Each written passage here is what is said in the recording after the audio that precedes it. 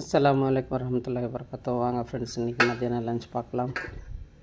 வழக்கம் போல் சாப்பாடு, அப்புறம் இன்றைக்கி ரசம் என்ன பண்ணியிருக்கேன்னா, எப்போவுமே மிக்சியில் அரைச்சி வைப்பேன். இன்றைக்கி நான் கற்றுக்கும்போது எப்படி செஞ்சனோ அப்படி. எங்கள் அம்மா சொல்லுவாங்க, அம்மியில் மிளகு சீரகம் நுணுக்கிக்கோ, பூண்டு நசுக்கி எடுத்துக்கிட்டு தக்காளியை புளி தண்ணியிலையே கரைச்சி விட்டு தாளிக்கணும்னு சொல்லிட்டு, அதேமாரி இன்றைக்கி கையாலேயே எல்லாம் மிளகு சீரகத்தூள்லாம் இடித்து தாளிச்சிருக்கேன். இவ்வளோதான் ரசமே, இவ்வளோதாங்க. இதுவே மிச்சம் ஆகிடும். சூப்பராக இருக்குது. இந்த வாசனையே நல்லா செம்மையாக இருக்குது. நீங்களும் செஞ்சு பாருங்கள் எப்படி இருக்குன்னு. கையாலேயே பிசைஞ்சு எல்லாமே மிளகு சீரகம் மட்டும் இடிக்கல்லில் போட்டு இடித்து எடுத்துக்கோங்க. பூண்டை இடித்து எடுத்துக்கோங்க. மற்றதெல்லாம் புளி தண்ணியிலே போட்டு நல்லா உங்களால் முடிஞ்ச மட்டும் தக்காளியை போட்டு நல்லா கரைச்சி பிசைஞ்சு விட்ருங்க. கொத்தமல்லி கறிவேப்பிலெல்லாம் ஒரே ஒரு மிளகா போட்டு தாளித்து ஊற்றிருக்கேன். அவ்வளோதான். இன்றைக்கி இது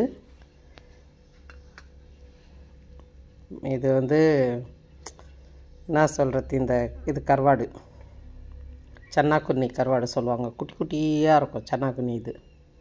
இந்த சன்னாக்குன்னியை கொண்டு நம்ம வெங்காயம், தக்காளி, பூண்டு, ஒரே ஒரு பச்சை மிளகா போட்டு நல்லா வதக்கி எண்ணெய் பிரிகிற அளவுக்கு வதக்கிக்கணும்.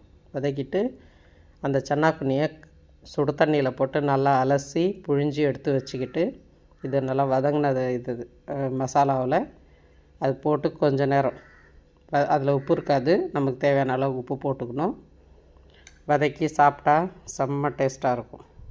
நீங்கள் செஞ்சு சாப்பிட்டு பாருங்கள் எப்படி இருக்குன்னு. சூப்பராக இருக்கும். அதுக்கு தான் இன்றைக்கி ரசம் வச்சேன். பூண்டு முழுசாக போட்டுக்கோங்க.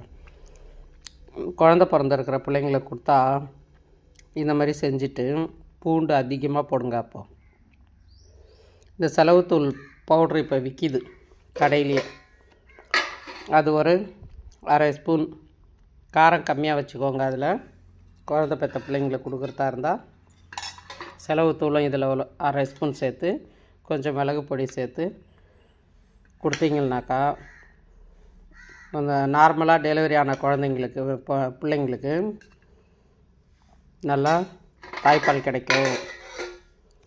சாப்பாடும் சேர்த்து சாப்பிடுவாங்க. இவ்வளோ இருந்தால் போதும். இதில் சாப்பாட்டில் பிசைஞ்சு சாப்பிட்டாலும் நல்லாயிருக்கும். கொஞ்சம் நம்ம ரசம் சாப்பாடு சாப்பிட்டு இது தொட்டு சாப்பிட்டாலும் நல்லாயிருக்கும். நல்லா டேஸ்ட்டாக இருக்கிறதுனால கொஞ்சம் சேர்த்து சாப்பிடுவாங்க. குழந்தைங்களுக்கு நல்ல தாய்ப்பால், ஊட்டச்சத்து உள்ள தாய்ப்பால் கிடைக்கும். இது மாதிரி செஞ்சு கொடுங்க. பிடிச்சிருந்தால் லைக் பண்ணுங்கள், ஷேர் பண்ணுங்கள், கமெண்ட் பண்ணுங்கள், பெல் பட்டனை தட்டி விடுங்க. ஃப்ரெண்ட்ஸ், எல்லோரும் நலமாக இருக்க வேண்டும் என்று எல்லாரிடம் துவா செய்கிறோம். எல்லா புகழும் அல்லாஹ் ஒருவனுக்கு, சாந்தியம் ஸலவாத்தும் நபி ஸல்லல்லாஹு அலைஹி வஸல்லம் மீது உண்டாகட்டும்.